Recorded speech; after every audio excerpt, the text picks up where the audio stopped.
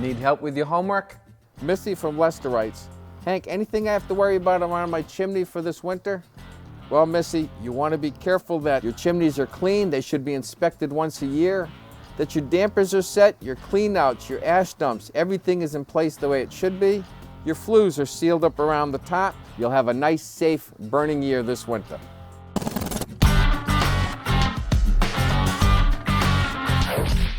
So now let's talk about fireplaces. You know, we're going to be using them all winter long for those nice, warm, cozy fires on a cold winter's night. So there's a lot of things you should be checking on right now while the weather's still pretty good. You know, one of the big things that I see in a lot of fireplaces, especially we just talked about efflorescence on brick, a lot of times that shows up on chimneys. The number one place where it comes in is this joint right here between the flue and the chimney cap. Now, a lot of people don't know this, but that should never be modded together. A typical flue chimney will rise almost a half an inch when you've lit up a fire. And that's because each one of these 2-foot long clay pieces will grow about 1/8 of an inch. Well, if I've got 15 pieces in the first 5 or 6 grow, where's that flue gonna go? It goes up.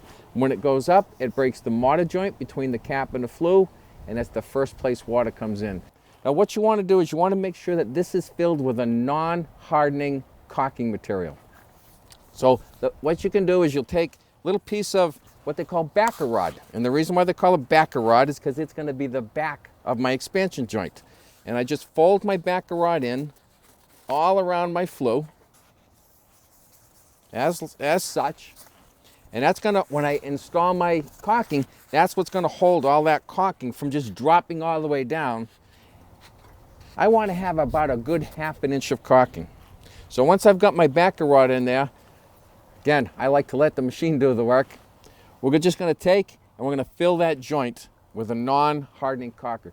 That way, when I light my fire and my flue wants to rise and fall just slightly, it'll keep that joint nice and tight. I also want to take a look at my flues. Now, if you're heavy wood burning people, you should have your chimney cleaned professionally at least once every year. Now, you can check it yourself quickly to make sure that it's not plugged or blocked up. One thing that you want to do is grab a mirror. I'll use this as a typical mirror. I'm going to grab a mirror and put it in my firebox and take my flashlight. And I'll tell you what, I'm going to use my little caulking tube as my flashlight.